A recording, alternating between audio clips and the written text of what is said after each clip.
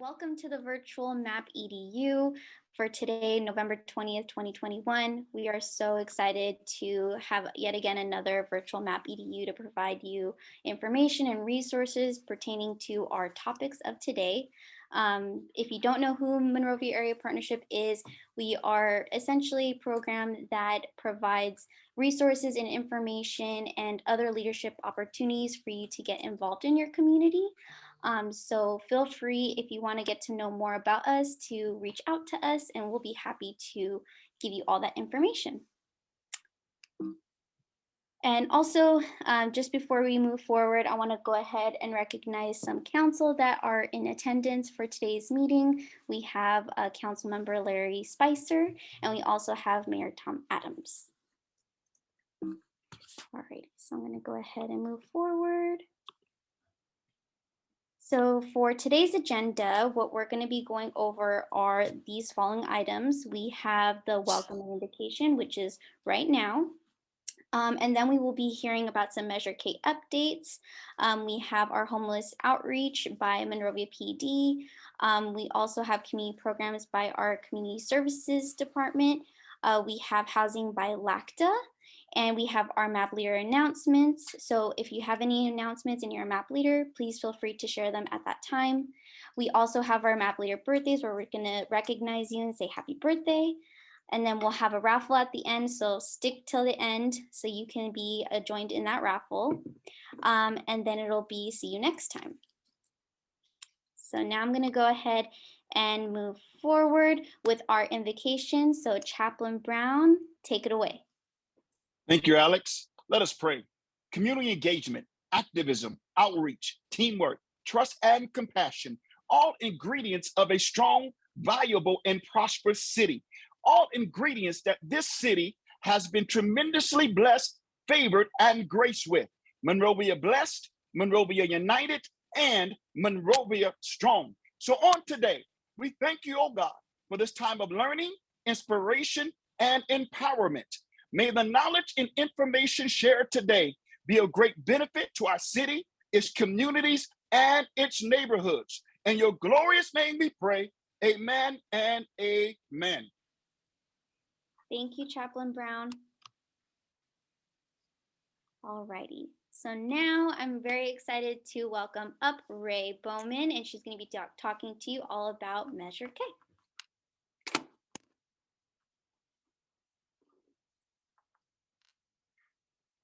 Good morning, everybody, and thank you so much for that introduction, Alex. It's so great to be a part of today's group. Like Alex had mentioned, my name is Ray Bowman. I'm the Deputy Administrative Services Director for the City of Monrovia. We do have a few key staff members in the group today, namely Jackie Tran from our Public Information Office and Buffy Bullis, our Administrative Services Director. And first of all, I want to say thank you again for allowing us to give you an update and to talk about Measure K. I myself am a Monrovia resident, and I see the tremendous work that our community development department puts out through MAP to, again, increase engagement, involvement, education, and awareness in our community. And I personally absolutely appreciate it. So thanks so much for letting me be a part of today's meeting. One of the big things that I notice about Monrovia that I don't often see in a lot of other communities is this focus on partnership. And that's exactly why we're here today. We're here to talk about Measure K, which is a recent sales tax measure that was approved in Monrovia in fall of 2019. So without further ado, we'll go ahead and get started. Whoopsies. Sorry, technical difficulties. We're going to switch over to the slides.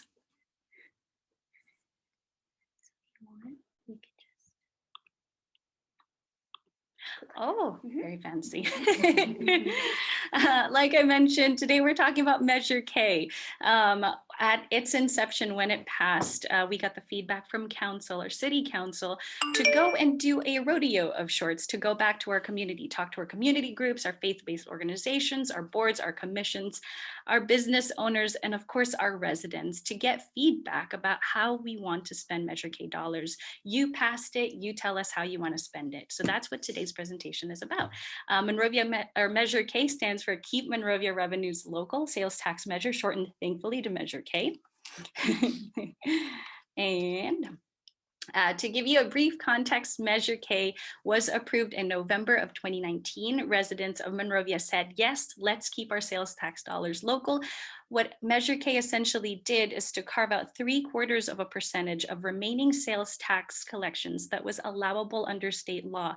And it said, hey, instead of getting these dollars collected and pushed up, say, to the county level or to special assessments, what this measure did is to say, no, we want to keep it local. And that's exactly what we did. It passed in the fall of 2019, and we started collecting those revenue dollars in April of 2020. We want to make sure to keep that dollars reinvested into our community. So thanks so much for that. So today we're giving you an update. In an effort to partner with our community and to make sure that we're transparent and accountable in how we spend these dollars, because sneak peek, Measure K is about $5.5 million of revenue dollars that comes into the city on an annual basis in perpetuity. It's a lot of money. We're talking big dollars. We want to make sure that we're transparent and accountable in how we spend these dollars. So in order to do that, Council has appointed a Measure K Citizen Advisory Committee. Here is a brief timeline of how the committee was formed in fall of 2019, the Measure K Citizen Advisory Committee. And just a few short months later, the CAC members were appointed. And if you recall, just a couple months thereafter, the pandemic hit, but thankfully, since the measure had already passed the year prior, we had already started collecting revenue dollars. And again, we started collecting those in April of 2020. The first Measure CAC meeting was in March of 2021, and we continue to meet with them, with the next one being March of 2022. Oopsies. Sorry. No, it's okay. Just click it. Okay. We're clicking. There you go. Too high tech for me, I guess. So Measure K funds really are here to work for you, and City Council wants to hear from you. Council has adopted 4 strategic goals for the City of Monrovia and these Measure K dollars, namely their financial management, infrastructure, customer service, and relationships. These are the 4 focuses of where Measure K funds are really going to be put to use.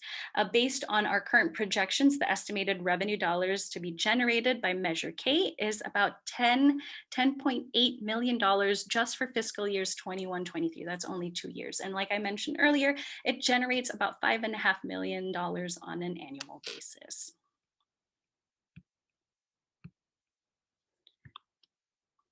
And really briefly, here is a quick snapshot of a Measure K fund summary. To date, we've collected about $7 million from the inception of collection of April 2020. Council has approved about $3.5 million in expenditures, and the rest of it is unused revenues. That $3.5 million that has been approved on this next slide shows you a brief breakdown, starting from the upper right-hand corner of that $3.5 million, which sounds like a lot of money. $3.2 million was actually put to reserves. So it's actually sitting in kind of like a rainy day fund for the city. We also, Council also appropriated about $105,000 for an ADA transition plan to really take a look at a few key city facilities to ensure that we have equal accessibility for our community, making sure that the infrastructure, that the sidewalks, that the ramps are there, and to be able to put together a work plan to make sure that we get there.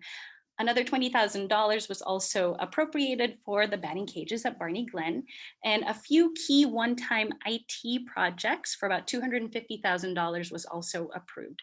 So of those revenue tax dollars that has been collected, 3.5 has been appropriated, and the breakdown is right there.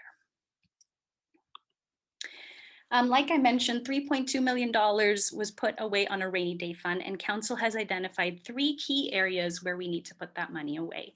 One is a workers' compensation fund. We set aside $1.5 million there. Another one is the general fund reserves. We wanted to make sure we had enough money to make sure that we could get by no matter what happens, and another $1.5 million was approved there. And of course, we wanted to make sure that we supported our assessment districts, so another $200,000 was set aside for that. So really great measures to make sure that we're fiscally responsible. I really like this slide because this shows you your Measure K fund balances from the inception of the measure. So back in 2019, 2020 was when it was approved. And for that partial year, even though we started hitting pandemic levels, we still collected almost $900,000 of revenues straight into the city. And every year thereafter, it has been growing. So based off of our 2-year budget, which ends June 30th of 2023, we're estimating to receive about $14 million. In fact, updated projections are now estimating about $15 million of unspent, unallocated Measure K dollars. And you'll see that number right there.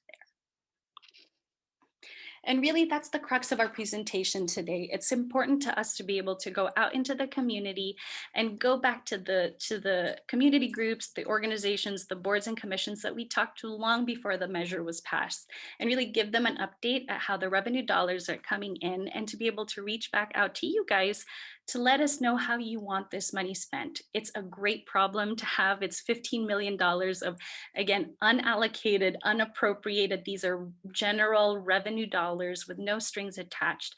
And we get to ask you how you want to spend those dollars. So these are just a few of the community groups that we've reached out to. As a quick update, we do have 2 more town hall meetings, December 4th and December 11th from 1 to 3 p.m. And the December 4th meeting will be at Library Park. It is absolutely open to everyone. And I invite you to tell everybody, your community, your neighbors, yourselves to come out and show up and share your voice. And all of this information is at the City of Monrovia website. The next slide here is just a scripted list of everything that we've talked about today, which is the $3.5 million of monies that council has approved. So it's there. I probably don't have to walk you through it, but it's there, of course, to make sure that you know where every dollar is appropriated. And this here is absolutely the call to action. We want to hear from you. Our residents, along with in-town business owners, are encouraged to provide spending suggestions for the new sales tax revenue received from Measure K. So please share your thoughts at cityofmonrovia.org/Measure K. In addition to this, we also did include utility bill inserts. It's everywhere on social media. We're again having those town hall meetings and of course showing up to our community meetings, our boards and commissions to talk about this. Oop. And with that, that concludes our Measure K presentation. Again, we want to hear from you. Please feel free to tell your neighbors, your community groups to go to the website, provide your feedback, share your voice, and make sure that the city knows exactly what you want these dollars to be spent. Again, it's a great problem to have $15 million, $5.5 million every year to the city in perpetuity, and you get to tell us how you want it to be spent. So thank you so much. I will hang around for any questions and, oh, okay, cool. We have some questions. Okay. So the first is it okay if I read it out loud? Of course. Okay. Why are the community input times from 1 to 3? Most people work from those times. Oh, that's a great question. And what are other ways community members are being reached? That's a great question. So 1 to 3 p.m. is the community meeting, but those are on Saturdays. So December 4th and December 11th are on Saturdays. And if residents or business owners aren't available during those times, the survey is also available online. You can take it anywhere from any time until the end of the year. We're taking feedback. Any other questions?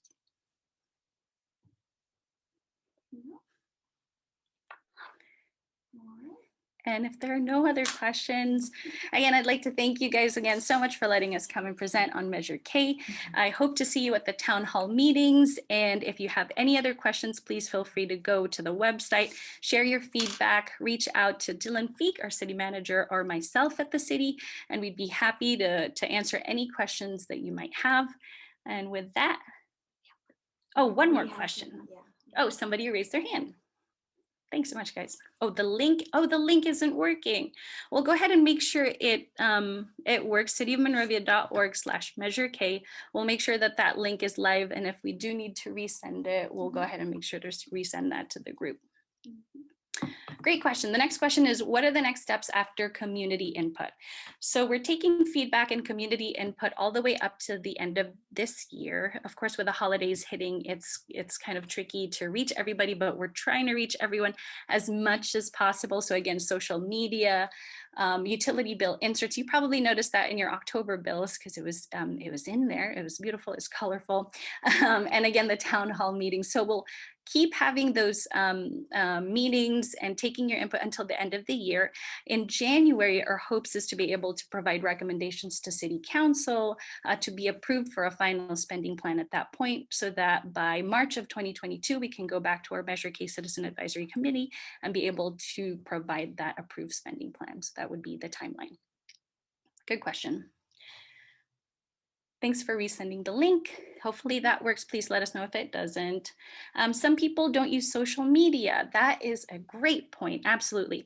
So in those aspects, we try to reach as many people as we can, considering the fact that people either don't have access to the internet or social media. So we've done that by doing the open town hall meetings, these community group meetings, reaching out to each community that we can reach through the roadshow. So if you have a community you'd like for us to talk to, please feel free to let us know, and we'd be happy to visit those groups. Again, utility bill inserts are there, and hopefully everybody's talking about it. So if they're not yet, please spread it word of mouth. It's awesome. Other questions? Oh, great. So the link works and it takes you there. Beautiful. That's probably a longer link. There's a cityofmonrovia.org/measure-K. It does route to that longer link. So hopefully that works for everybody. Any other questions? Again, brief reminder, December 4th is a Saturday from 1 to 3. That's at Library Park. December 11th, that's another Saturday, 1 to 3 p.m. at Station Square. That one's a different venue. So we're hoping to hit up all the different neighborhoods. And again, if you have any questions, or if you have any community groups or even individuals you'd like for us to reach, Dylan Feek, myself, Jackie Tran, we're all open to paying them a visit and spreading the word, giving them an update. $15 million of unallocated, unspent revenue dollars that have no strings attached. We want to know how you want us to spend it. And it can range from anything and everything, right? Tell us, we have open ears. It can be programs, services, infrastructure improvements, community partnerships, anything under the sun, please let us know. I think we have other ones. I think they put, oh, I see. So just as another reminder, the link is cityofmonrovia.org/measure-K, and there's no period or any other punctuation after. So hopefully that works. No more raised hands? No more raised hands. Okay. Beautiful. Sorry if I'm looking away from the camera. I'm looking at your questions. Thank you again so much for all your feedback, for allowing us to speak. And on behalf of Dylan Feek, we say thank you and have a great Thanksgiving holiday. Thank you. Nice. High five. High five in the camera. Oh, in the camera. Okay. I'm a little bit taller. Okay, there we go. Perfect. Okay, good morning. Oh, wow, that's a good picture of me.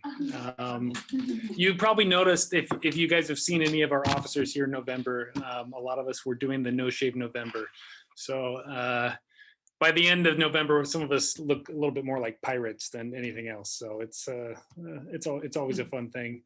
I am so happy to be here today. It's so great to see some of the names on here. Some of you guys I have not seen since the beginning of the pandemic. So for those of you who don't know me, my name is Officer Ian Vandenberg. I am the Community Policing Officer here at the City of Monrovia. So I work very close with a lot of different county organizations, city nonprofits, and of course with code enforcement and our partners here at the city. We at Monrovia PD are very dedicated and always trying to attract and keep the best staff. So I'm very excited to start today by introducing you to two of our very new employees. And they're just going to give a quick little introduction, who they are, their background, maybe what attracted them here to the City of Monrovia. If you guys have any specific questions for them, please put them in the chat and then we'll try to address it. First off, I'm going to introduce you to Jasmine. Yay! There we go. This is Jasmine, Yay! our newest officer. Whew. Good morning, everyone. I'm Officer Holguin, or Jasmine Holguin. I am a recent graduate of the San Bernardino County Sheriff's Academy, Class 223. I started the academy March of this year, and I graduated in September. Prior to this, I was actually a dispatcher for the city of Alhambra for 3 years. So I have experience on both ends of the spectrum, being out on the field and also behind the phone and behind the calls and everything like that. Prior to being a dispatcher, I actually worked in the city of Arcadia at the Wood Ranch that unfortunately now is closed.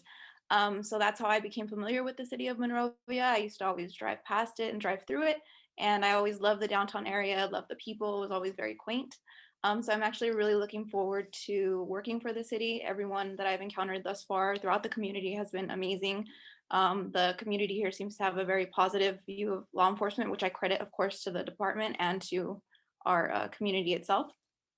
I really enjoy being on training. It is difficult, just like the academy, but I'm looking forward again to being on my own. I still have a few more months to go, but I'm enjoying it thus far. So nice to meet you guys. Yay! Yay! Thank you very much. And now we've got Annie, who's one of our new dispatchers. Okay, Annie, have a seat. Good morning, everyone. My name is Ann Ainsworth. I'm the newest or most recent dispatcher here at the city of Monrovia. I am previously from the city of Sierra Madre. I was employed there for 2 years. Prior to that, I was with the city of El Monte since the age of 15. I was an explorer. I had many other roles, parking enforcement. I also was a dispatcher there. I know you don't get to see my face often because when you call in, I'm behind the phone. If you call 911, I'll also be probably one of the ones answering. A little bit about me, I recently just got married in September. I've been with my husband for 4 years, and we actually met at El Monte, both as parking enforcement officers. And I'm excited to be here. I'm excited to engage with the community and continue to learn. So that's a little bit about me. Yay! Yay! Welcome! Yay! Those are two of our very new employees. So be nice if you call 911. It's going to be probably Annie or one of her partners on the other end. Gail, I see that comment. I think you owe me a phone call. We haven't caught up in a while, and that's important. So today, one of the things that I'm going to talk about, you know that community policing, like I said before, is involved in a lot of work. We not only just do the events from the police department side, like the Santa Tour coming up, so that's been busy. We work with our homeless outreach. We do neighborhood watches. If anybody's interested in doing a neighborhood watch, they can always reach out to me and we could set that up. Another very important partnership that we have is with the County Department of Mental Health. So we have a very unique and very special program called the, let's see if it's on the next slide. Here we go. It's the Monrovia MET, which stands for the Monrovia Mental Evaluation Team. So I've got a very good friend of mine, a good partner. Her name is Stephanie Gallegos. She's a clinician. She works very close with me and the community policing department. We've had a lot of success in the work that we've been doing here in Monrovia. We're going to go through a couple slides to talk about what the Monrovia MET team is. And then if you guys have any questions, put them into the chat and both Stephanie and myself will try to address them as we go. So Stephanie, I think you're on. You can go ahead and take yourself off mute. There we go. So Stephanie, everybody say hi to Stephanie. Morning. And Stephanie, why don't you give a quick introduction of yourself and then you just give me a little nod and I'll go through the slides as we go. Thank you, Ian. Yes, good morning. My name is Stephanie Gallegos. I'm a licensed social worker that works for the Department of Mental Health, and I do partner with Ian on the Monrovia Mental Evaluation Team. So this is my title here. We can go on to the next one. Yeah. Okay, there's your introduction. So West San Gabriel Valley Mental Evaluation Team is a collaboration between LA County Department of Mental Health and 4 different police agencies, Monrovia Police Department being one, Arcadia Police Department, Irwindale Police Department, and South Pasadena Police Department. And this collaboration was established in 2016. Our MET team consists of 1 law enforcement officer, that would be Officer Vanderberg, and myself. And we respond to assist officers with contacts with the mentally ill citizens and other any kind of crisis that come through, and we respond to those calls together. So as far as MET services, just wanted to kind of touch on some of the resources and services that we provide to the community. We assist field personnel, so patrol officers mainly in conducting field evaluations.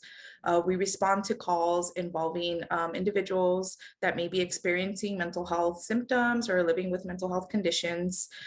We try our best to engage, sometimes de-escalate depending on the circumstances of the call, and provide that support in the field. We also handle the detention and transportations to psychiatric hospitals if needed. So during the field evaluations, if we, for example, determine that someone is an imminent danger to themselves, danger to others, or is gravely disabled, then we will go ahead and initiate that process to make sure that they get further care and evaluation at the appropriate facility. Some of the other services that we get to provide to the community include crisis intervention. We provide referrals, resources, and also conduct follow-ups with individuals that patrol officers maybe contact and don't meet the criteria for a detainment, but are needing some resources and support. Myself and Officer Vanderberg will go out to the community, contact these individuals and their families, offer support, offer resources, and assist in linking them to these services and resources if needed.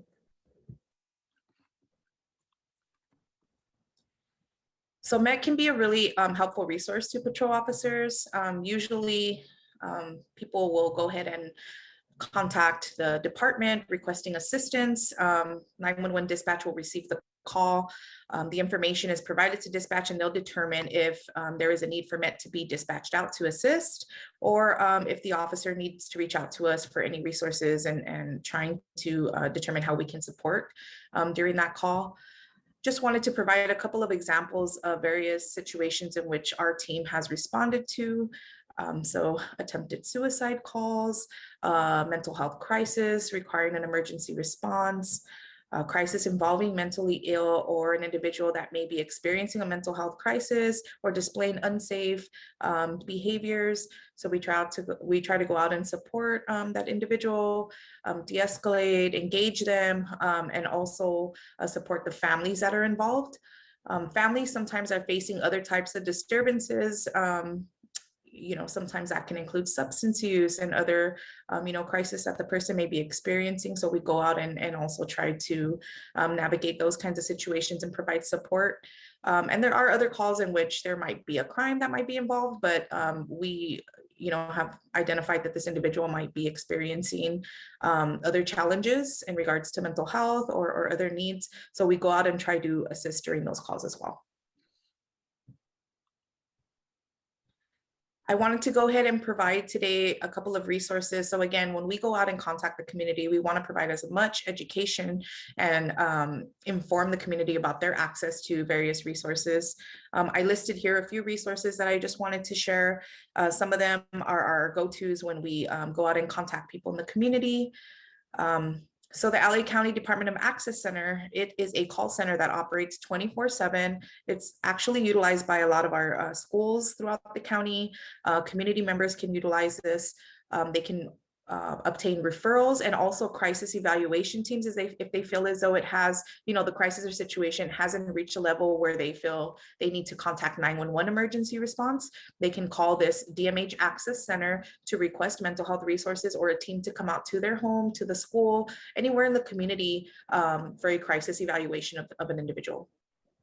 The National Suicide Prevention Line also provides 24/7 free confidential support. Anyone can contact this resource if they're needing some support during a crisis.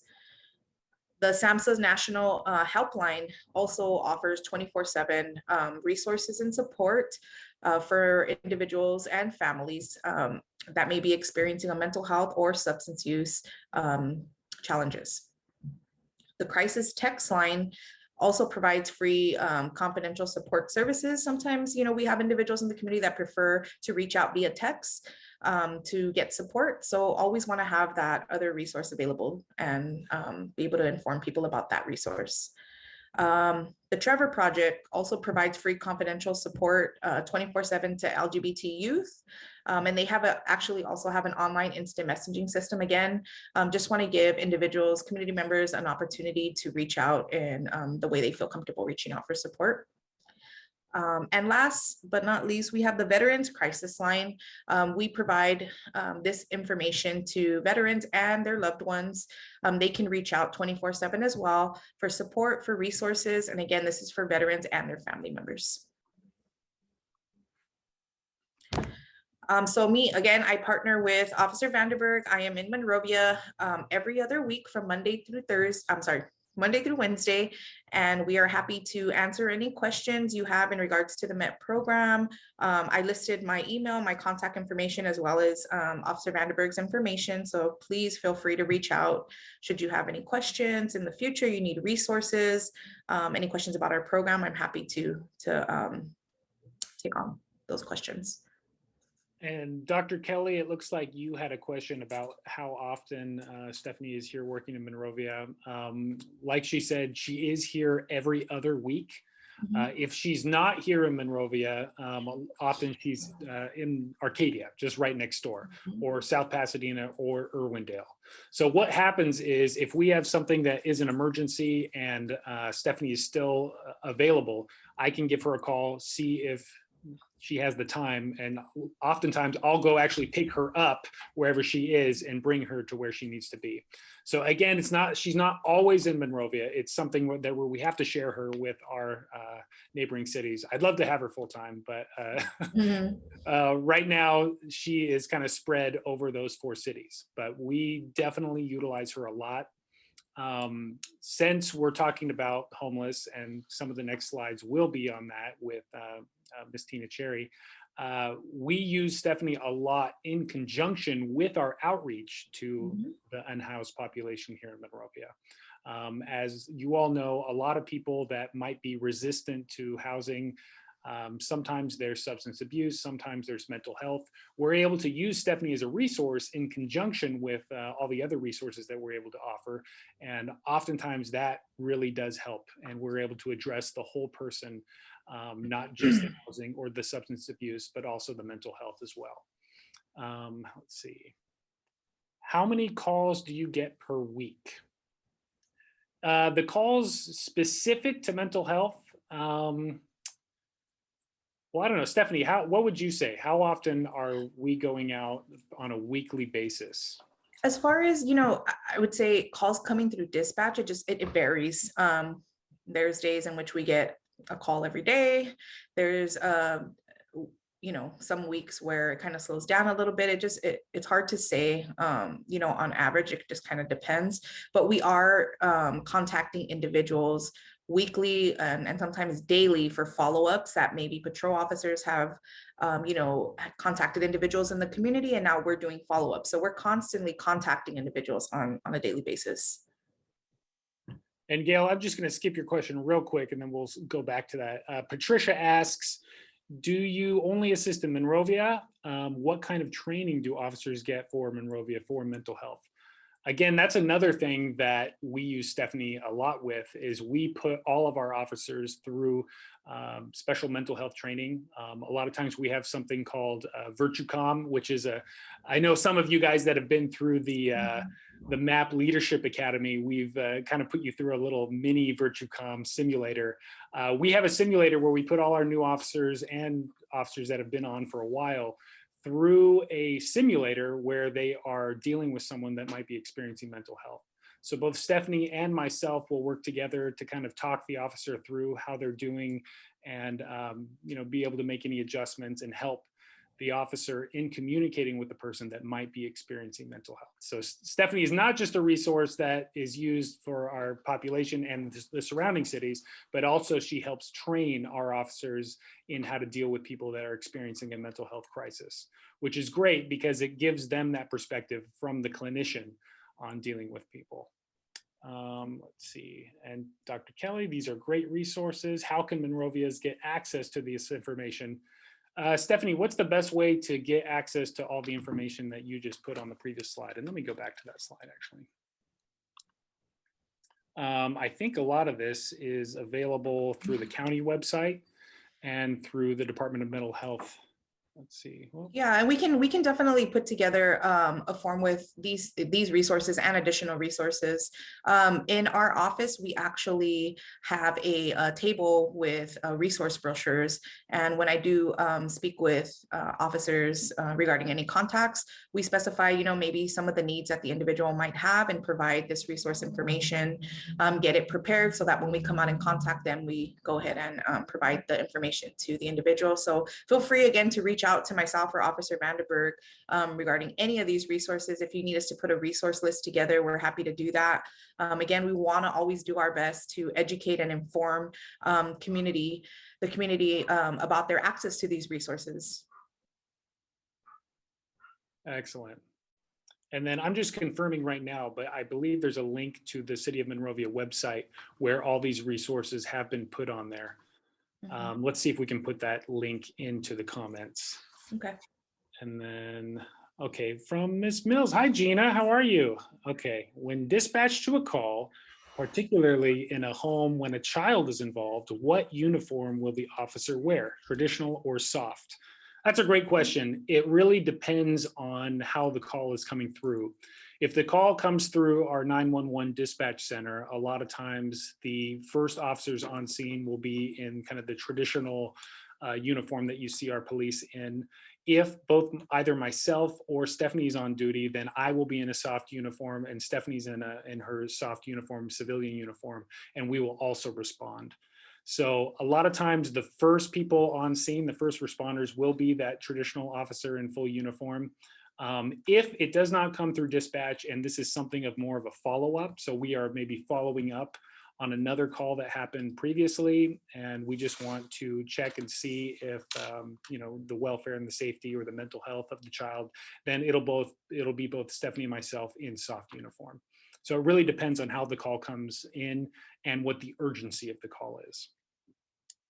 Okay, and here's a link to the list of services.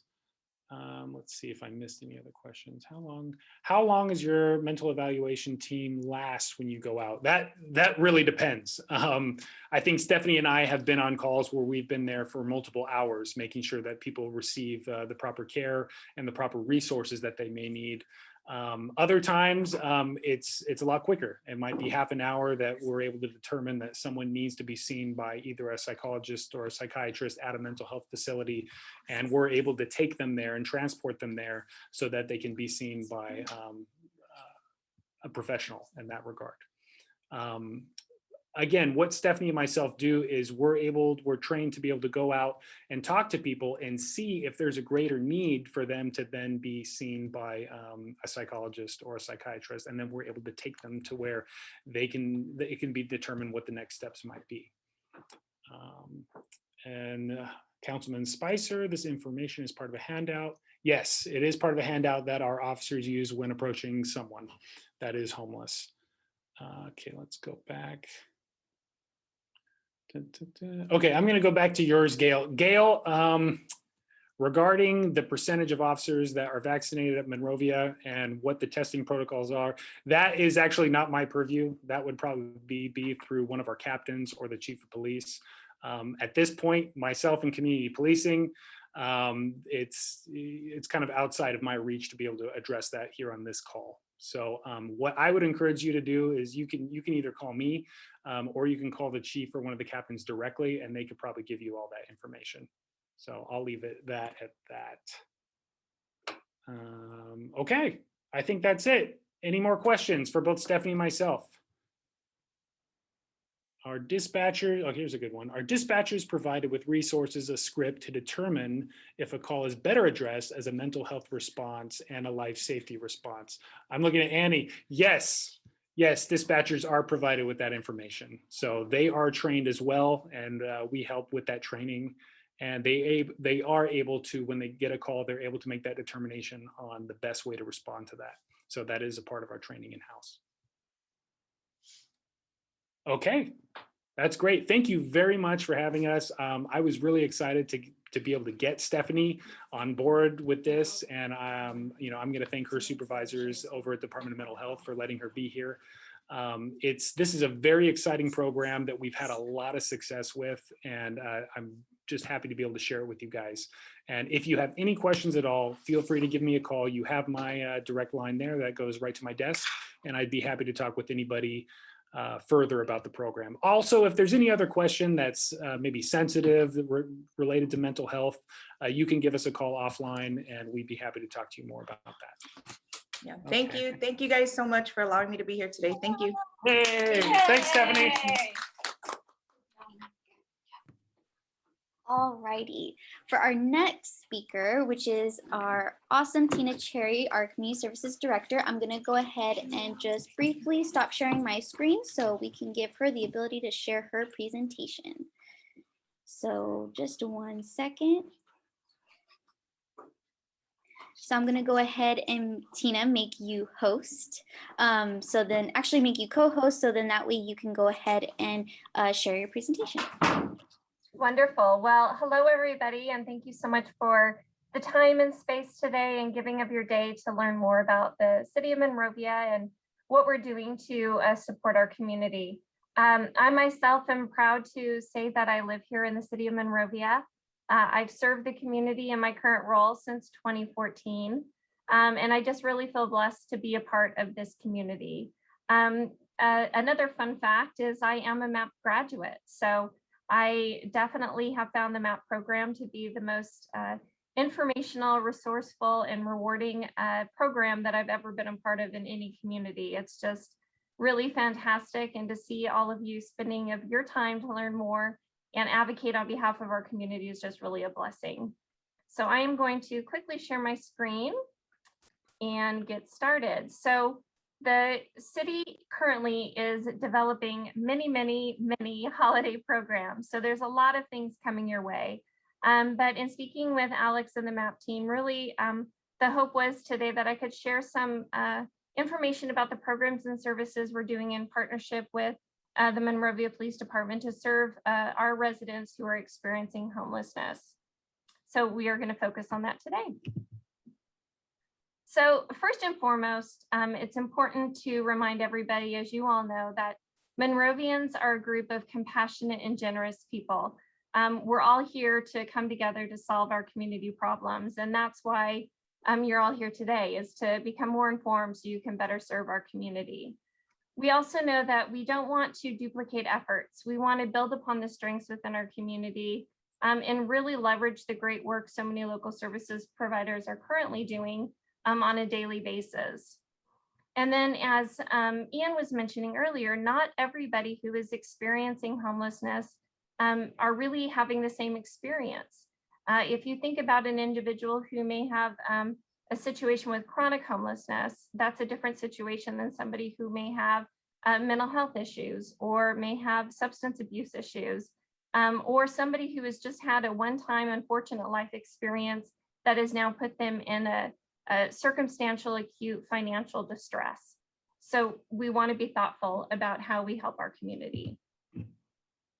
So back in 2018, the city wanted to develop a response, a thoughtful response to helping those who are experiencing homelessness. And the Monrovia Police Department really led this charge. And on July 17th of 2018, the City Council adopted our plan to prevent and combat homelessness. This plan is available on the website. I believe the link that was shared earlier would take you to the page that outlines all the homeless resources that are available to our community. But I wanted to just give you a kind of a high-level summary of our plan. Really, there's 5 strategies within that plan, and they all focus on helping those in need, supporting our community partners who are doing great work in our community, and really looking to create a coordinated effort and a coordinated response. So our number one goal in our plan is to be relentless in our contact with those experiencing homelessness. And I think the MET team is a perfect example of that. Really, it's about the relationships. We want to build trust and build relationships with those in our community who are experiencing a difficult time. Not everybody is going to be ready for services or support when you first meet them. You have to establish trust. You have to establish a relationship. And so we want to be relentless in that contact. So when those individuals are ready for help, we're there to serve them. And so this continuous contact with our community through MET and through our community active policing is really critical to our overall success. The second goal is really to expand our coordinated efforts. There are so many amazing groups within our community who do terrific work, and even beyond our borders in the San Gabriel Valley. And it doesn't make sense for us to duplicate effort or to step on each other's toes. Let's figure out a way that we can come together and create a coordinated response. And so the plan really focused on that. How can we better inform ourselves on what the other community service providers are doing, and how can we enhance our communication and coordination? The third goal is to support and promote the use of the coordinated entry system. The coordinated entry system is really an integrated resource platform. So individuals who are looking for housing navigation, substance abuse support, or mental health services, if we can get them enrolled in the coordinated entry system, if you think of it as a mega hub of all the resources that are available, and as individuals enroll in the coordinated entry system, it puts them in line to get services that are available within the community. And so making sure that we're working with the coordinated entry system in partnership with LACDA is really critical to the success of those who are experiencing homelessness. The fourth goal is to educate our community on what is happening in the community and where they can help, what support services are available, and how we can better coordinate. It really gets to the point of some of the questions you were all asking, which are terrific questions, is how do we share with the community what's happening? And so we put together this toolkit, which is essentially a brochure. We have hard copies that we can make available, and this is available online. We try to update this each year in January in partnership with the point in time count, the LACDA homeless point in time count, to provide updated information. But really the tool is aimed at first letting people know how they can help. We heard often that Monrovians want to do more to help those who are experiencing homelessness. Not everybody wants to help in the same way. Some folks have the ability to give money and they want to know where they should donate. Others want to give of stuff, whether it be food or clothes or books. And so we want to share where they can donate. And others want to give of their time. And so we want to better inform our community on where they can help.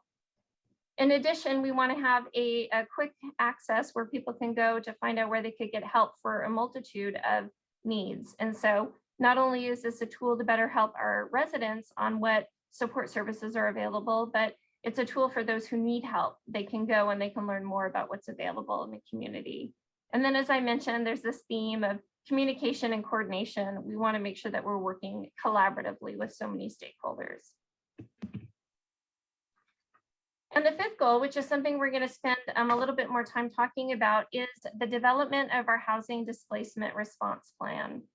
And really, the housing displacement response plan came about because we were seeing that there were individuals within our community who were having one-time challenges within their life that were creating circumstances that were putting their families in immediate threat of losing their homes. We heard stories about families whose children attended our elementary schools, and because of a loss of a job or a family illness or deportation or some other devastating life experience, a divorce, things such as that, it was putting that circumstantial acute financial distress on that family. And it was putting them in a place where not only were they going to become homeless, but the children within their family were going to be taken out of that that community that they became a part of. They were no longer going to be with their friends. They weren't going to have the caring and supportive adults within the school system.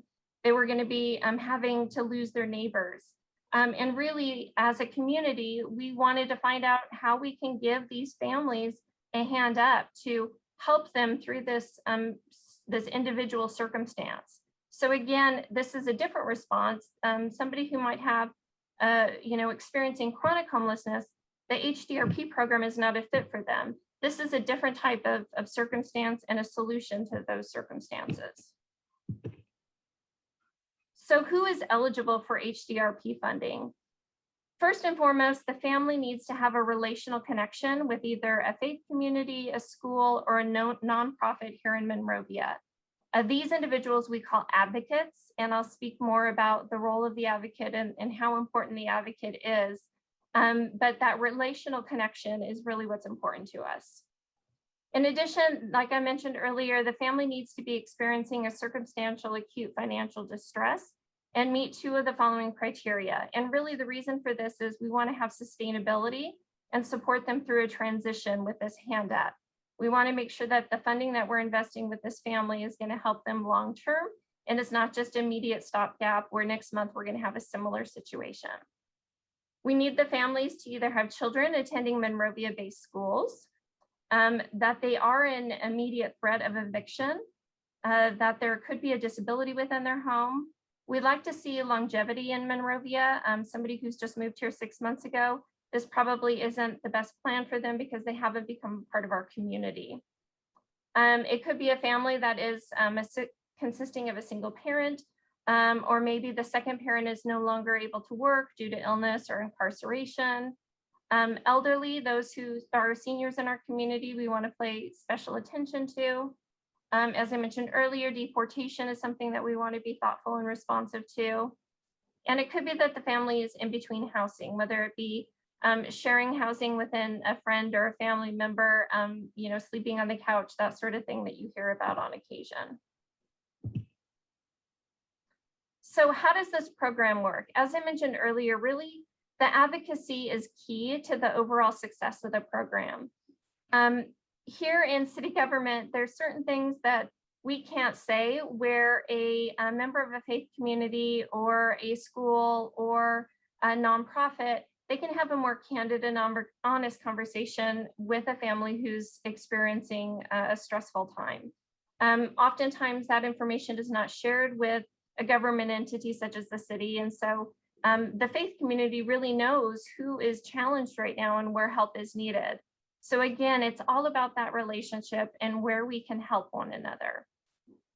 We ask that the advocate, so this could be a member of a congregation here in town, they become an advocate by going through a training in partnership with our fiscal management team, which is from Mountainside Communion. The advocate assesses the situation and really looks to identify the housing need. They work with the family to complete the assessment form and do a site view of the home. Work with them to create a sustainability plan or a transitional plan, which again may include enrollment in the coordinated entry system. And then based on all of that, a review and assessment is done. And then ultimately the funding that we are able to give that family is actually paid directly to a landlord, a utility company, a medical bill, something such as that. So the money doesn't go to the family, but it goes to the utility or the landlord where the funding is actually needed. We then ask the advocate to continue to work with the family to ensure that that sustainability plan is implemented and make sure that we're tracking the success of the overall program. I'm really proud to say that the Monrovia City Council was super proactive in responding to these needs. And way before COVID-19 and the pandemic, the city allocated $100,000 of housing funds towards investing in this program to keep Monrovians housed. And then because of the success we saw with the Hdrp program, the city then applied for an additional $90,000 from the San Gabriel Valley Council of Governments to continue the support of the program. I have information at the last slide to share with you on how you become an advocate with the program or how you can learn more about getting involved. But just as a note, the housing@mountainsidecommunion.org is the email address to learn more, or of course you can contact me directly. So what have been the results of the Hdrp program? Since we started the program in May of 2018, we've been able to help 39 families with an investment of a little over $70,000. If you look at what that cumulative investment is per family, we're looking at about $1,800 per family, or about $750 per individual. And if you think about it, that's a really small investment when you think about we kept 45 youth from having to leave their school and their support system. We prevented 39 adults and 10 seniors from losing their homes. And we partnered with over 21 organizations and family advocates to make this program a success. And then building on that success even more, you all know what happened in March of 2020, the pandemic hit. And shortly after that, there was this eviction moratorium that was put in place that really helped a lot of families who were struggling due to loss of jobs. And as a result of that, Hdrp had slowed. We were getting fewer requests, and really it's because people were not facing an imminent threat of eviction.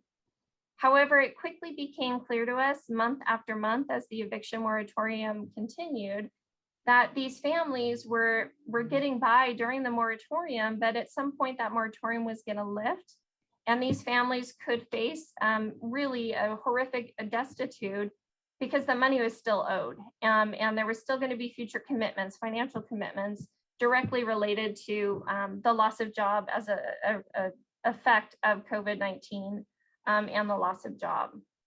So the city came together with the Council of Governments, the San Gabriel Valley Council of Governments once again, and we ended up applying for a new program, the Emergency COVID Housing Program, or the Hdrp program.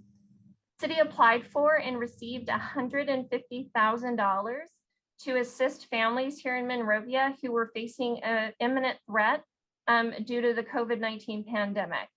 The model of the program mirrored what we were doing with Hdrp. It still required that advocate and that relational connection within our community. And we still had to see that there were some of those criteria being met. We still partnered with Mountainside Communion to administer the funds.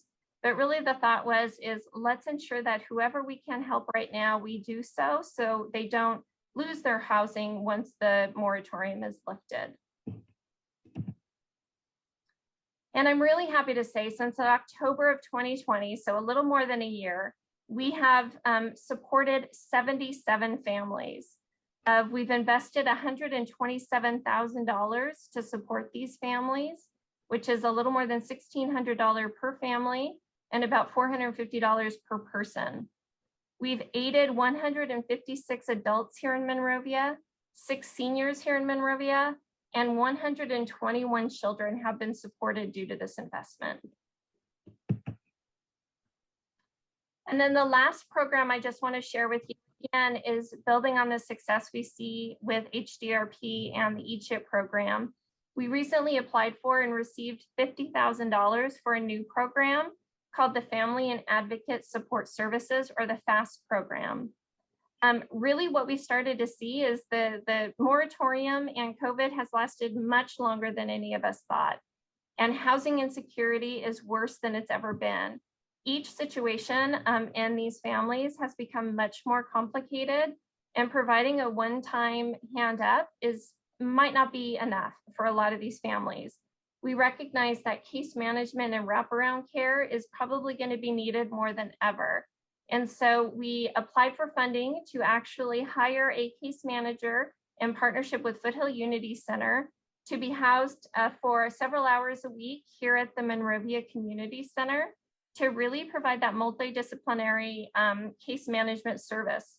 The idea is they have connections within the community to assist with housing navigation, mental health services, food insecurity, health and wellness, etc. And we recognize that each family is going to have unique needs. And so with that support of a case manager, we're able to sit down with each of the families, provide them some assistance, one-time assistance to help them through a difficult financial situation, but then help them develop a sustainability and a transition plan that would really make sense for them.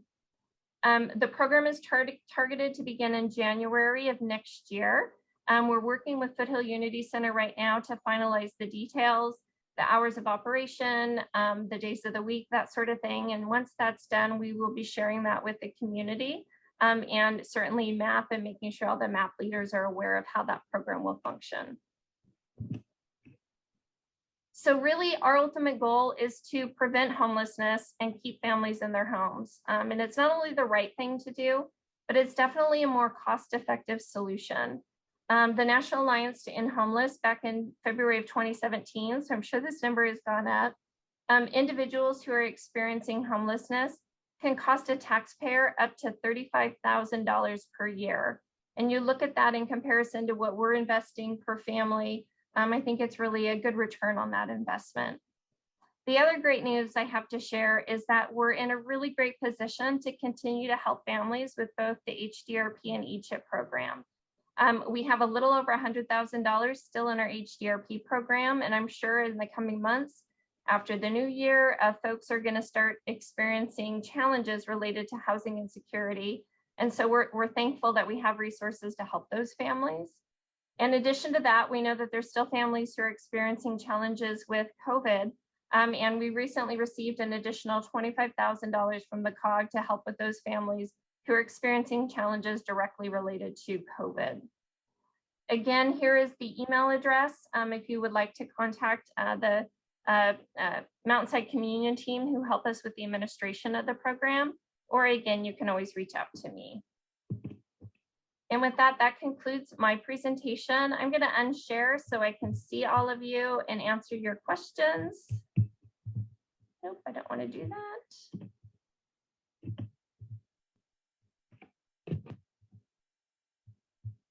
Stop sharing. There we go. So thank you for your time, and I'm happy to answer any of the questions. I don't know, Alex, if you want to run through what you saw while I was speaking, and or I can take hands. Sure.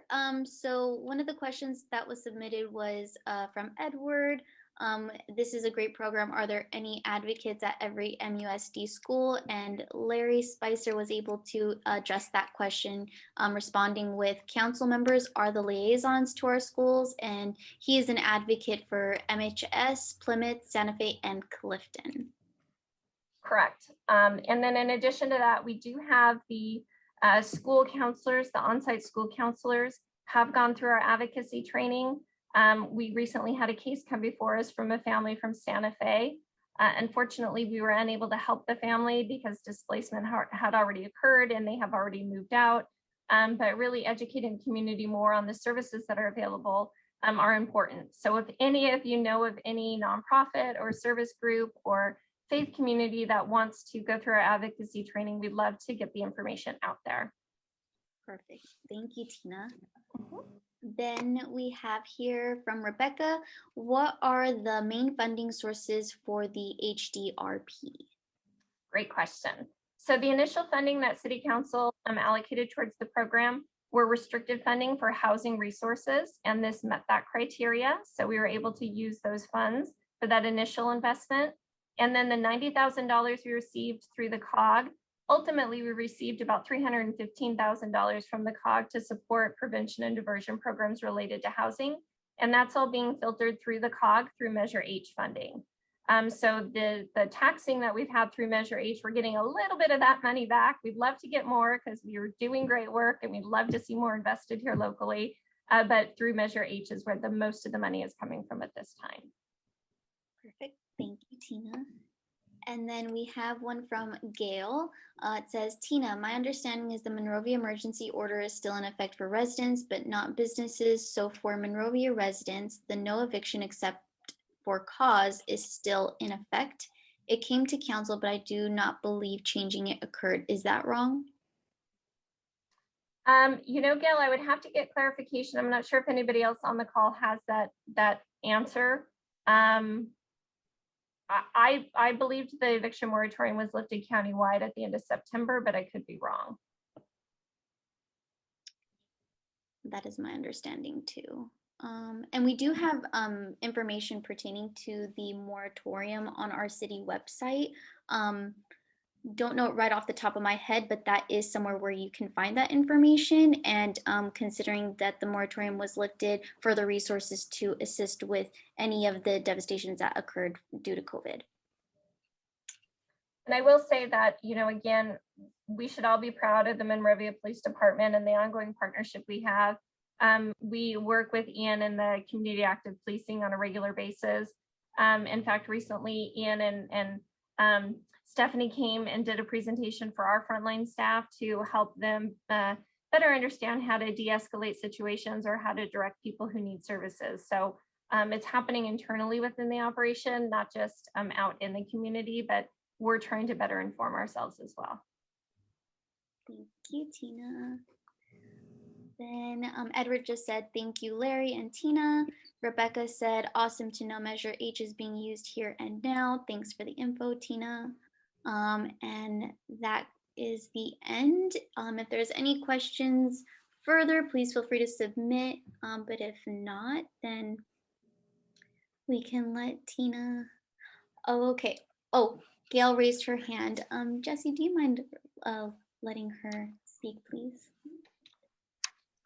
I just want, can you hear me? Yes, hi, Gail. I just want to clarify for Tina. When it came to council to change the moratorium order, it had to do with the state has its own law that it passed, and effectively you have 1 year to pay off the debt that you owe. You have to pay a good chunk of it at the front end, and you make payments to arrange for that. But when it came back to council 2 weeks later, which I want to say was a month, 6 weeks ago, my understanding was that they rolled back the Monrovia eviction as it relates to the businesses, but not for the residents. So if that's changed, I kind of need to know that. Thanks. And again, Gail, I apologize. We'll have to circle back with you on the clarification. I don't want to misspeak and give incorrect information. And Gail, I'll go ahead and forward you that information that we have on the website. It does have an update as to everything that has occurred both with our commercial and our residential evictions. Okay, so I'll definitely get that to you. And then other than that, yeah, it's just thank you for the great information. Thank you. Can I give one more plug since I'm here? Of course. Save the date. Thursday, December 2nd is our holiday parade. We'd love to see everybody come out. Applications are available now if any of you would like to be a part of the parade. So it's on the city website.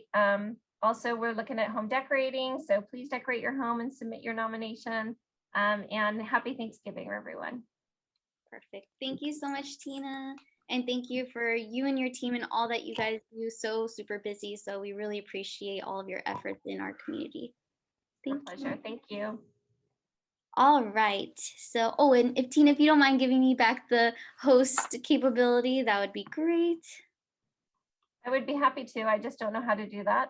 No worries. If you see my name on the side by the participants, it'll say more, and then it'll go ahead and say make host, and you can make me host. If it's already done, then we should be okay.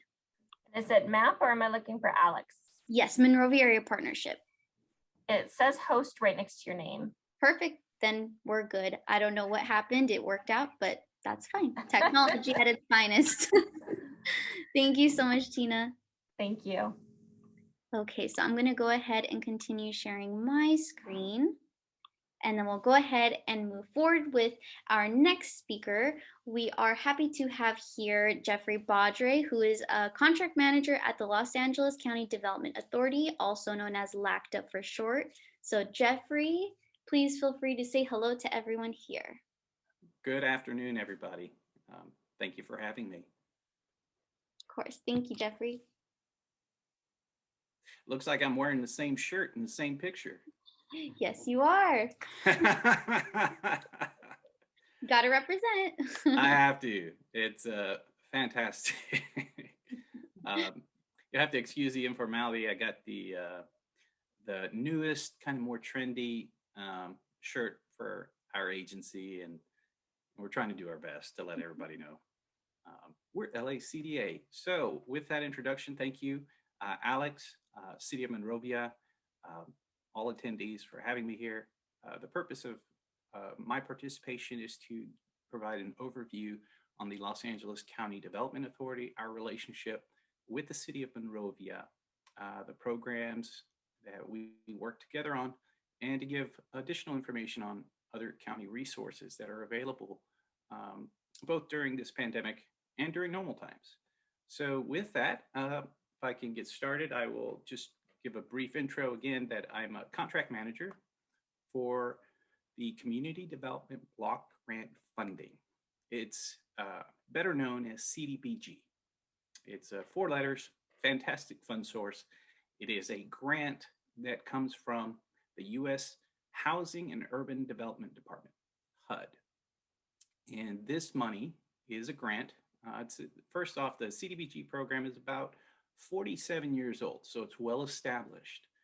This is not a necessarily new program, but it is new in its applications. As we've seen through the pandemic, we were able to use this flexible funding source to respond as best we could with the resources we had. And this funding source also provides regular day-to-day activities for our vulnerable populations, our presumed groups of low and moderate income folks, and area benefits, depending on the area, of course. So I've had the pleasure of being the city's contract manager for CDBG for quite a few years at LACDA, and I've since transferred or reassigned to my colleague, Ms. Vanessa Estea. She's now the city's contract manager. And during my time, I got to know the city pretty well. As a matter of fact, even my wife, I think she got to know Monrovia pretty well working at Mayflower Elementary with a Miss Stubbe. Fantastic folks, by the way. And all the presentations heard earlier mentioned Monrovia being a very caring, compassionate community, and it is. And the way it allocates its CDBG funding and the partnership we have together at the county reflects that. So who are we? LACDA, we are the Los Angeles County Development Authority. We used to be the Community Development Commission / Housing Authority of the County of Los Angeles. We were created in 1982 as one entity with 2 departments where we are an independent agency of the county. So we're not a regular county department, but we are an agency of the county. Our unique makeup or structure helps us or enables us to both execute and implement the housing programs under the Housing Authority, like your housing choice vouchers, that's traditionally called Section 8, rental subsidies, senior housing, our public housing developments, and affordable housing units are all administered and overseen by our Housing Authority side. And on the community development or the commission side, if you will, what used to be, we do everything else from infrastructure projects to public services to housing rehabilitation, economic development. We've got a very, very diverse portfolio of programs that we've been doing since 1982. And in 2019, to make it easier, because we used to have such a long name, CDC of LA County and Housing Authority, so it's a mouthful, we were lucky enough to be rebranded as one, which is the Los Angeles County Development Authority, thankfully. So it's less of a mouthful. It's a pretty swell place. We got a new name, but same great service, as we like to say. And let me share our screen so you could see. Okay. Hey, Alex, if I can get the share permission. Sure, no problem. Thank you. Let me go ahead and do that right now.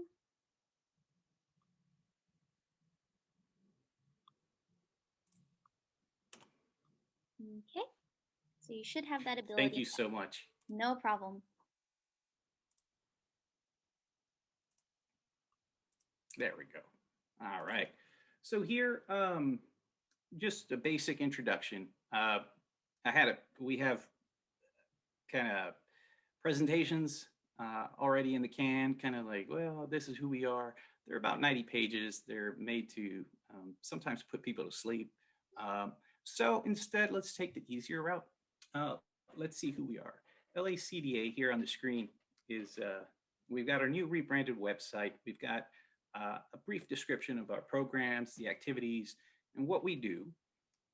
So as I mentioned before, we do everything from community development to economic development, affordable housing, infrastructure, public service programs, and our funding is about 70% federal. Our agency as a whole receives about $800 million combined to implement and undertake the various programs that we have, from housing to community development, economic development, homelessness as well. And we are overseen by the Board of Supervisors. We report to the Board of Supervisors. They are our governing commission, if you will. And from there, we have an executive team that I've put up here briefly, just so you can see.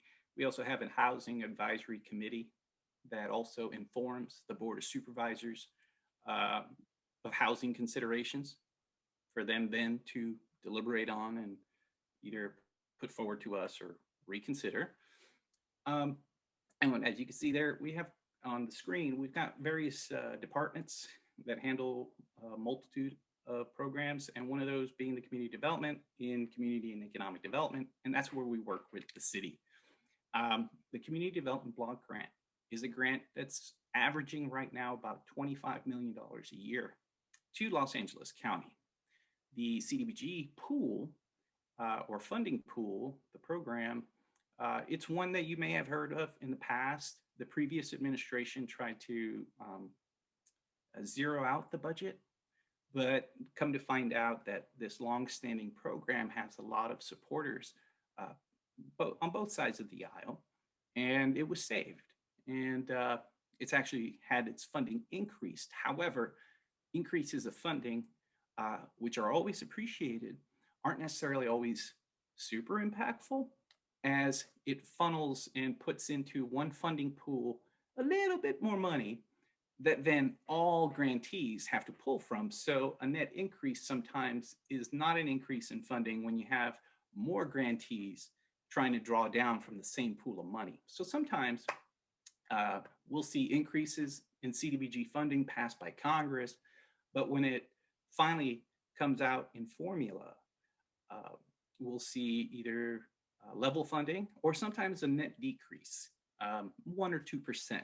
And that's a reflection of more grantees in a pool. And the grantees are urban counties, cities with a population of 50,000 residents or more, and states. And of course, Native American, First Nation territories or sovereign nations, and other unique jurisdictions across the county. Here at the County of Los Angeles, we have a partnership program. We have the Urban County Grant, which we've applied, which means we are a collective. It's not just the county, because you can see that the City of Los Angeles has its own CDBG grant. And that's because they qualified to have their own grant on their own, and they also administer it on their own, independent of the county. So for the rest of us, the county and our rest of our cities that we join together and cooperatively apply for the grant, we then make up an urban county collective or grantee of 48 participating cities, which the city of Monrovia is one, and the county itself. So our jurisdiction are 48 participating cities and the unincorporated areas of the county. And each unincorporated area is under the jurisdiction or under the supervisor for which the district that they're in. So with all that said, this grant nets the city about historically $230,000 yearly. I think the most recent allocation estimate is about $215,000 to $16, based on what we expect HUD to pass here, or HUD, excuse me, Congress to pass, which then goes to HUD for our funding. So we're expecting about the same. What the city does with those programs, historically, the city has used its CDBG funding for housing rehabilitation.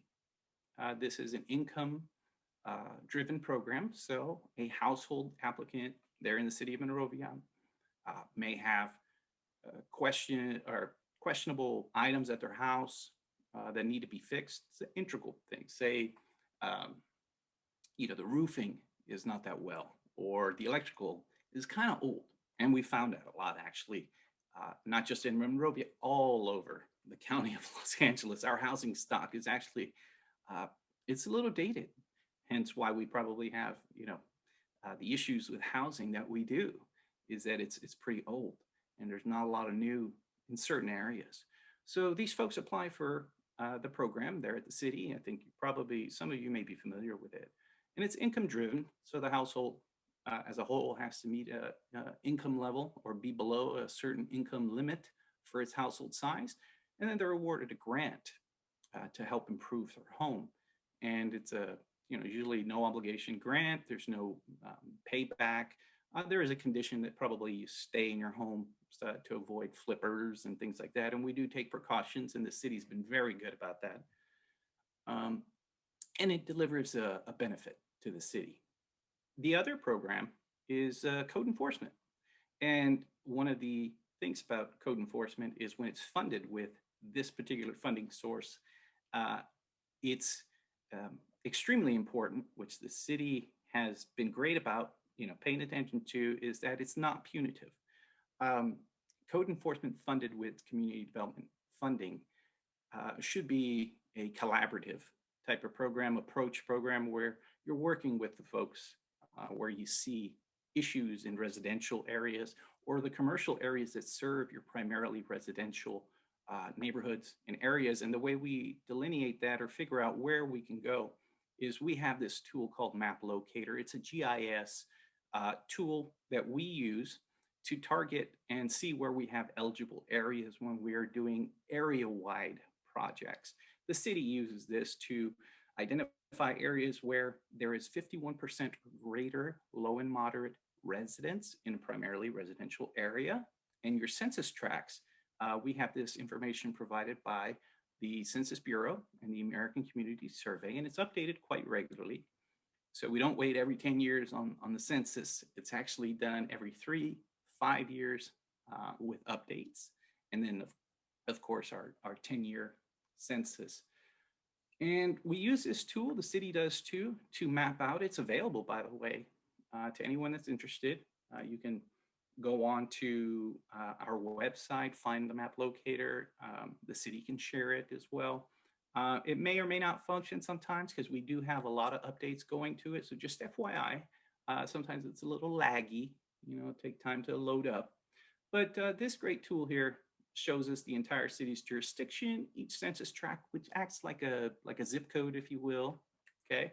And it tells you your percentages. So the city as a whole, if you'd like to, this is a good bit of information. The city as a whole is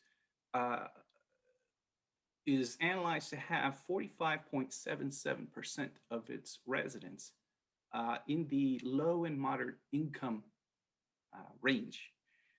And that's normal.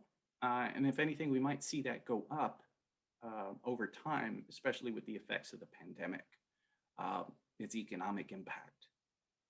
So you have some areas which are 51% or greater. You have some areas which are not. And some areas may be residential, or industrial or non-residential. So you might see like zeros or 1%. And it's like, what's going on? It's probably where you have a lot of commercial. Because most cities in our program, in our CDBG program, are very diverse. They've got a mix of income levels, socioeconomic groups in their city that makes a very diverse population. So with that, let me go on to say what we've done lately together, the city and LACDA. Lately, in response to the pandemic, we worked together to create programs that one addressed food insecurity.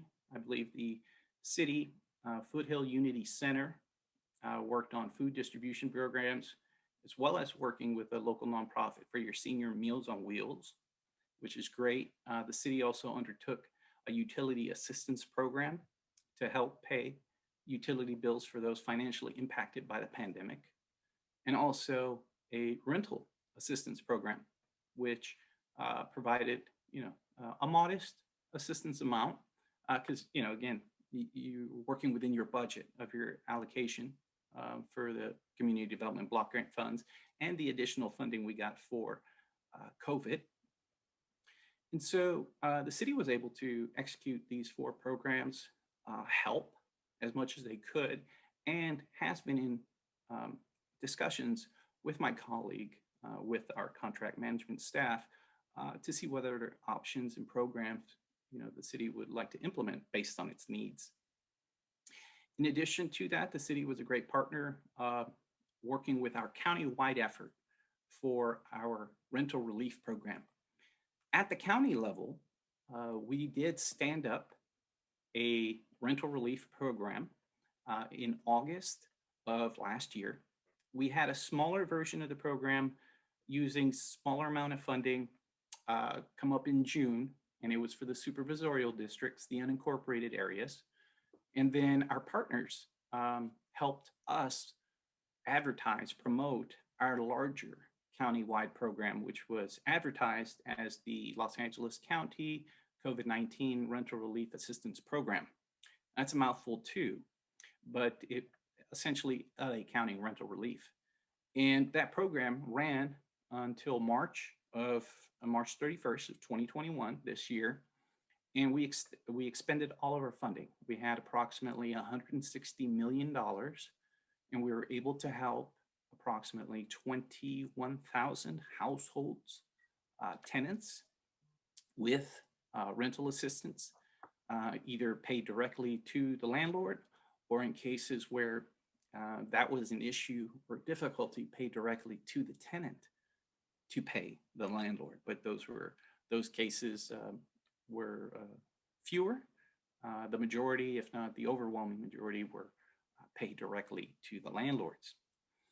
We did receive additional funding for the program. However, we decided to, in coordination with the state and all partners, we decided to transfer that money to the state's program. The state's program is housingiskey.com. The state's program, we hope, didn't overlap and cause redundancy, so that it just runs concurrent. And from the point that the county has stopped its program, now the state will take over. The state of California is still accepting applications for rental relief. It can accept applications from tenants and landlords, either or. Whereas our program at the county level was driven by the tenants, those needing the assistance immediately. Although landlords would need it, I mean, of course they would, they weren't the ones to apply. It had to be tenant driven. The state is different. The state has a little bit more flexible funding, and their rules are a little bit more flexible, so to try to get that assistance out, regardless of who applies, so that then that issue of insecurity or the possibility of insecure housing can be settled through direct payment to the landlord. So they've opened it up. I've shared it on the screen that they're still taking applications, and applying to this program will help reduce the chance for eviction, as in you're working with your landlord, or the tenants are working with their landlord, and also the state of California to reduce or eliminate the arrearage on rent, get everybody current, and hopefully in a good place, so that moving forward, there isn't that risk of insecure housing, and there isn't this large looming debt balance hanging behind a tenant, in working with their landlord. We also partner with the Housing Rights Center. Housing Rights Center is a long-standing partner with the County of Los Angeles. Housing Rights Center is one of the oldest nonprofits dedicated to housing rights. A notable case, early 1970s, late 1960s, excuse me for not remembering the year, especially as a Lakers fan, I am. The Cap, Kareem Abdul-Jabbar, was looking to live out in Santa Monica, Malibu area, as a big name back then. Lou Alcindor, Kareem Abdul-Jabbar, tried to rent a place, and he was denied. And he went to Housing Rights Center, or the organization it was named as before. It was like the West Side Tenants Council, something like that. Same organization though, different name. And they won him the judgment to live in Malibu. They're that kind of organization. They work with tenants and landlords to try to resolve any disputes they may have, or in some cases, file a case when there's discrimination of any kind that's protected, and to try to seek a remedy through the courts. And they provide this service at no cost to applicants, to tenants, to landlords, to have mediation meetings and whatnot. And they've been our partner for at least 15 years. So their services are available to the city of Monrovia. They cover all of our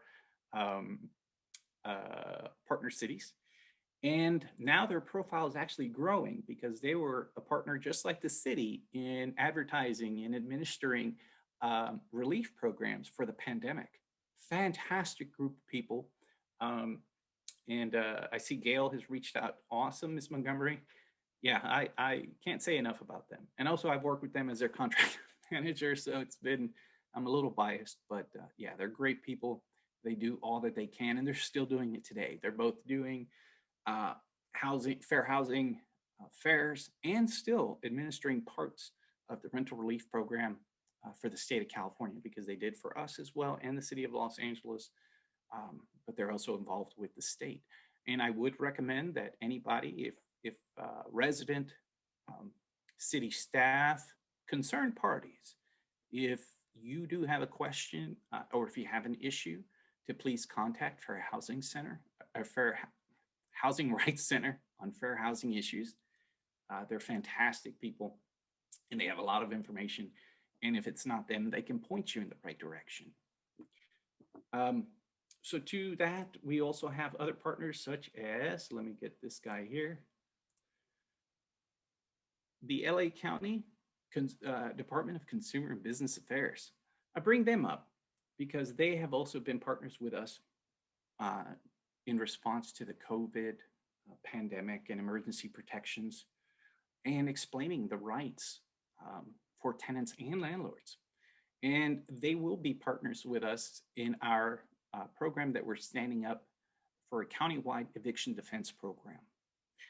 They will be involved, as will be other county departments, as well as input from our partner cities and our agency to then move forward with a countywide eviction defense program. And as is mentioned before in the earlier presentations, there has been still a lot of need out there. This pandemic still continues. It hasn't ended really in any measurable way, other than maybe, okay, we're getting vaccinated, and that's great, but the effects are still there: physical, economic, financial, right? And there's still a lot of insecurity. And one of those being evictions, because as was mentioned before, the eviction moratorium has expired locally, but is covered to a degree with state protections and state rights. But there are a lot of requirements that one be actively engaged in trying to resolve their issues with financing, with their housing situation. And so it takes some proactive action to then technically be covered by these protections. So all to say, there's a lot of work out there left to do. There's going to be a lot of need. There still is. And these programs are going to be available. I would recommend as well to anybody that is interested to contact the Department of Consumer and Business Affairs regarding any rental questions or landlord issues.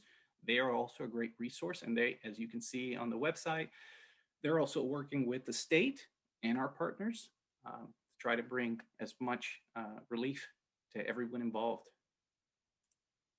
We also have at the county our stayhousedla.org. And this also is another resource to know your rights. there's a lot of folks that maybe, they're trying their best, but perhaps, for whatever reason, their landlord or the entity they're working with that they pay rent to is a little inflexible, or perhaps, they've decided on a course that's not as cooperative moving forward, right?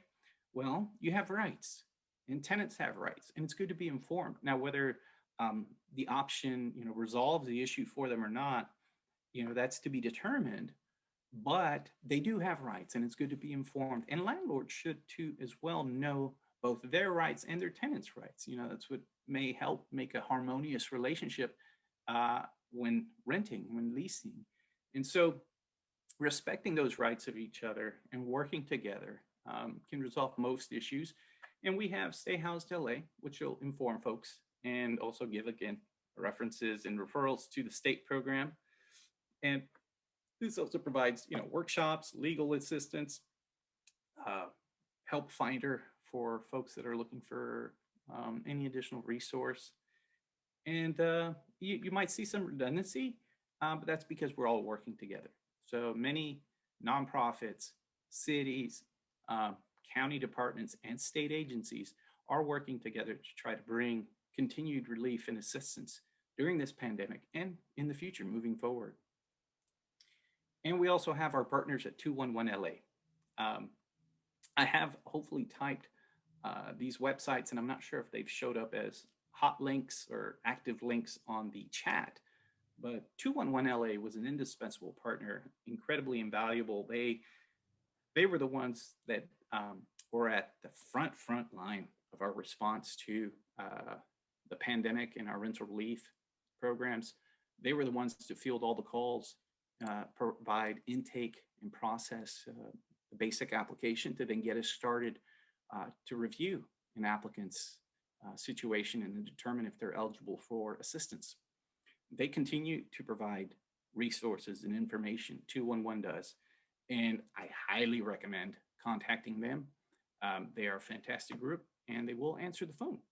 So they do quite a bit. They have a lot of information to provide for all types of categories, protected classes of folks, different types of activities. Now, you may be wondering, okay, that's great. These are all these programs. How does City of Monrovia work into all this? How does City of Monrovia residents,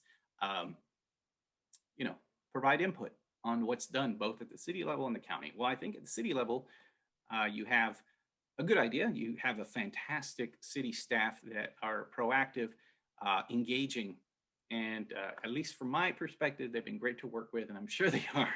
You share that same feeling. Going to your council meetings every year around this time, the city is considering its programs. The fiscal year for CDBG is July 1st through June 30 of the following year. So 6 months from that, December, the winter timeframe, November, December, January, our partner cities are planning, having hearings, and approving their projects for their allocation in the next year.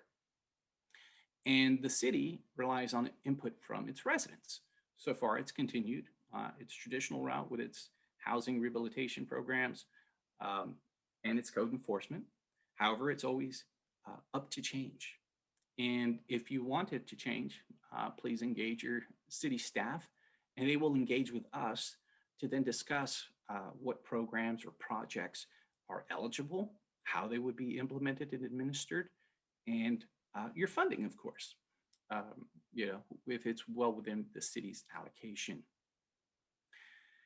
The city has partnered up with LACDA to also cross-promote some things. I've heard earlier in the presentations a concern or question about commercial assistance. Well, we do have that. We at the LACDA, and thanks to our partners like the city as well, helped advertise our Keep LA Dining program, which was to help restaurants during the lockdown, giving some sort of financial assistance to help them continue while they weren't receiving funds. And we are continuing that with a commercial rent relief program. So we're looking to help commercial properties or businesses stay in their property, because now we're realizing that if our businesses that serve our communities pop up and go, now we're left with a hole, if you will, a lack of those goods and services being provided at the local level, right? And the last thing you want to do is get away from spending locally. We do promote that a lot. So our economic development team is working to finalize and get to rolling out our commercial rent relief program. Lastly, I wanted to talk about county services for the unincorporated residents, kind of your more traditional public services, senior programs, youth programs. But I think perhaps I can open it up to in the chat or more discussion as opposed to just a one-way dialogue, a monologue on it. But I'm free to modify. So please let me know. Patricia H. Would it be okay, Alex, if I go to the questions, or would you like to address those? Sure. So actually, that question with Patricia would be a community development question, and we can go ahead and bring that to our director and just make sure that we answer that question correctly. So we'll go ahead and note that, and we could even send you a response in our conversation with our director, considering he's not here at the moment. So if you don't mind submitting your email so we can go ahead and respond back to you, that would be great. I would like to say that at the county level, housing projects, developments that are built in the unincorporated areas, they do go through our housing commissioners. Here at LACDA, we have a group of we have a housing council. These commissioners consider housing issues, projects, needs of the community, and transmit that to the Board of Supervisors. Then they deliberate and go forward with or without these programs or projects. On the county level, if you see things at the unincorporated level or countywide ordinances that affect you, definitely the Board of Supervisors is one to bring up to. The city is under Catherine Barger, the 5th District. They're very responsive. How could I say? They mesh well. The 5th District does very well. It's very constituent responsive, just like all the other supervisorial districts. Which, by the way, fun fact for trivia buffs, this is the first time in history that the LA County Board of Supervisors is made up of all women. So it's pretty remarkable. And my time at LACDA, I will say this, is not because they're my bosses and they can't hear me, but the Board of Supervisors, the current board especially, have been very responsive to constituents. It just doesn't mean they go shopping for votes or your support in unincorporated areas. No, every city, every community, if they can help, they will. And they've been very proactive, 5th District in particular. So I think you have a good supervisor there to where they will, definitely respond if you have a question or concern. And if you'd like us to do something, yeah, our hair catches fire. As you can see, I'm already losing quite a bit of hair. So I've lost it from many fires that come from the Board of Supervisors saying, hey, we need this getting done. They're a good group, but all to say, you've got a great city staff. We work together on trying to bring programs to deliver benefits. And I'd like to hear if there are any other questions regarding CDBG, how things get developed, what this funding does. Are there any planned unit development projects targeted to address the needs of lower income population who works? Yes, there are. You can visit our website and also the Board of Supervisors. We have in our Housing Investment and Finance Division many affordable housing projects that are going up. in the 5th District, in the 1st District, San Gabriel Valley, Antelope Valley, East Los Angeles areas. And even we're trying to see where we can put some in the Pomona Valley, because in that kind of southern 1st District area, there is a need, and it's all across the county.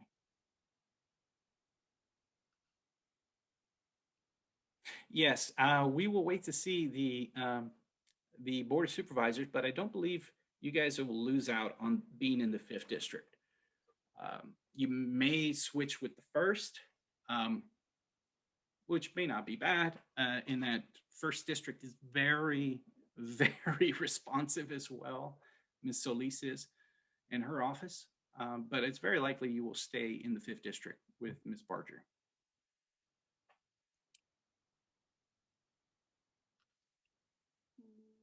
Okay. Is there any more questions?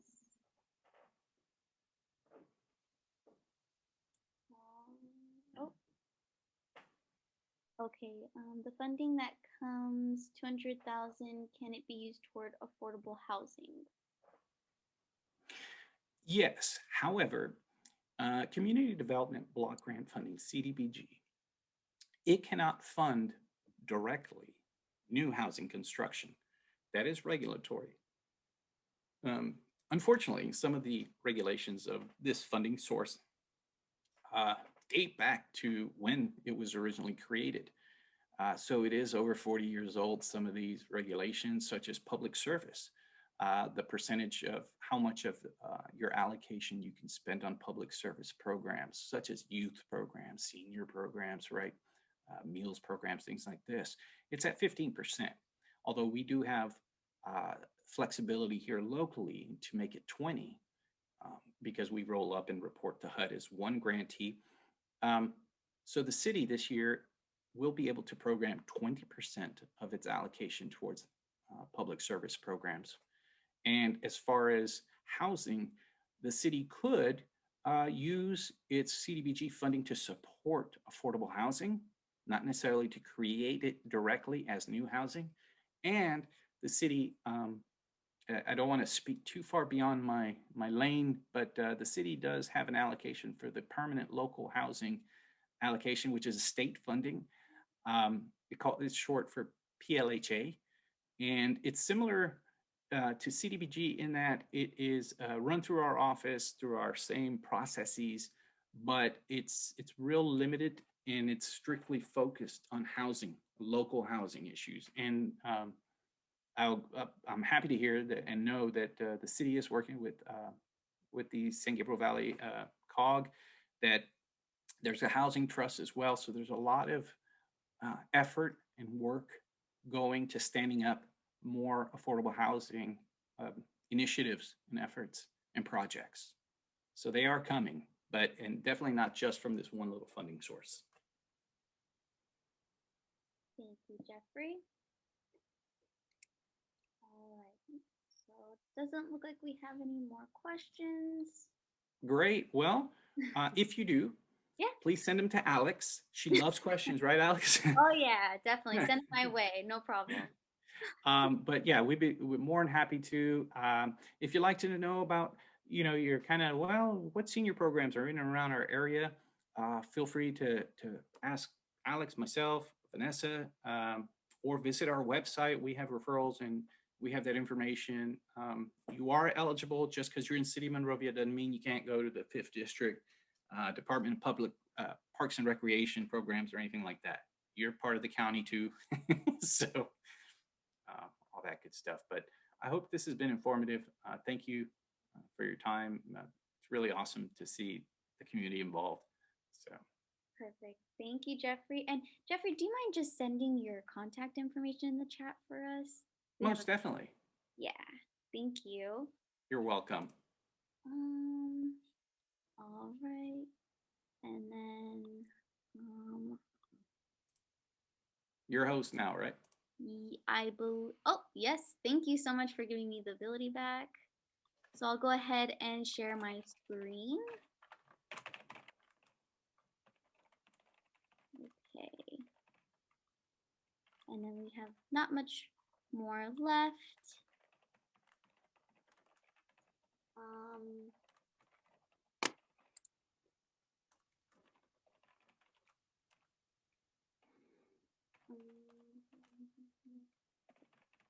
Basically, complaints should go to LA supervisors on building units.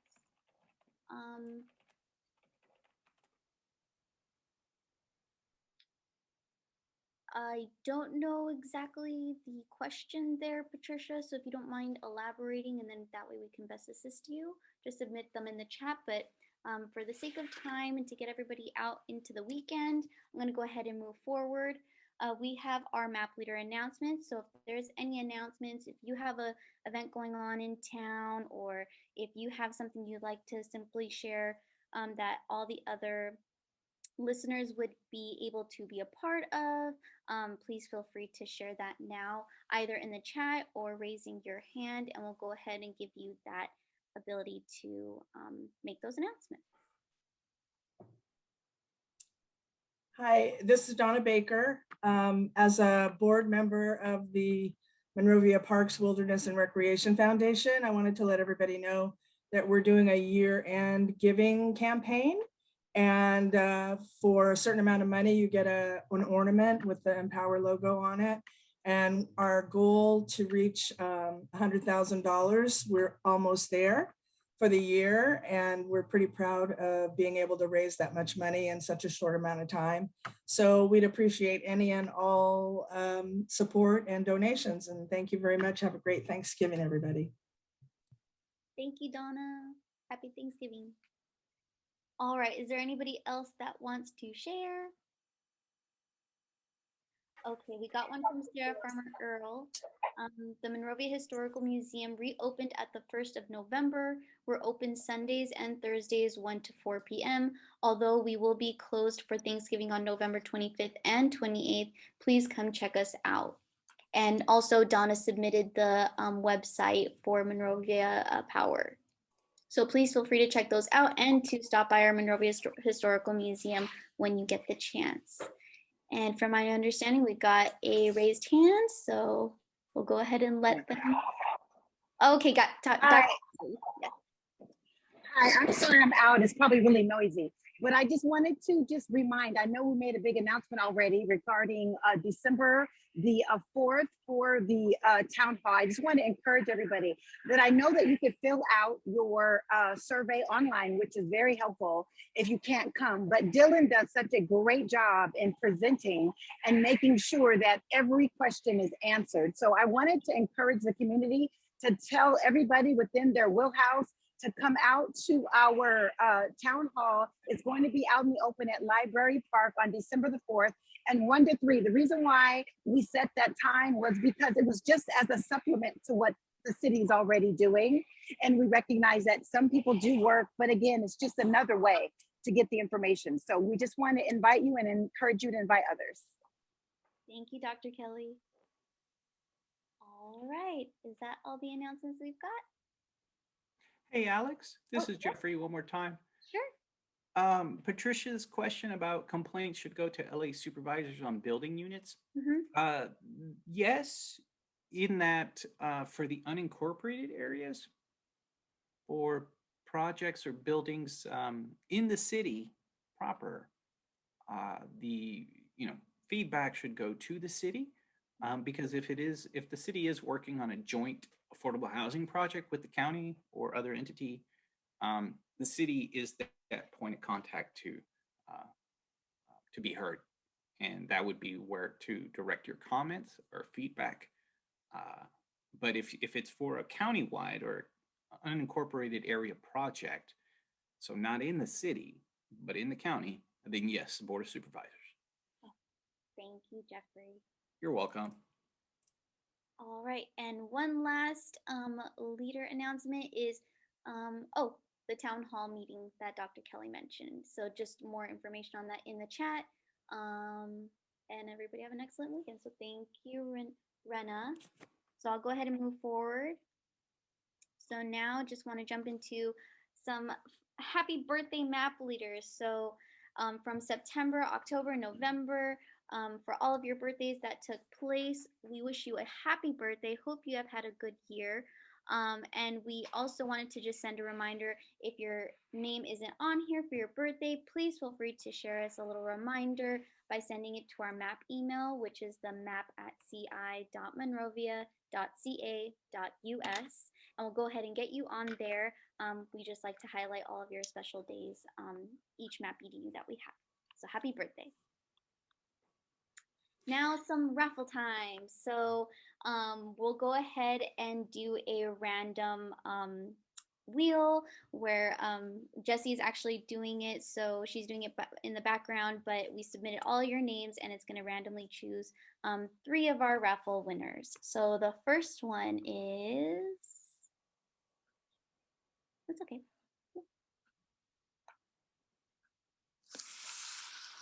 Okay, so it's circling right now, and the lucky person is Michelle Bernal.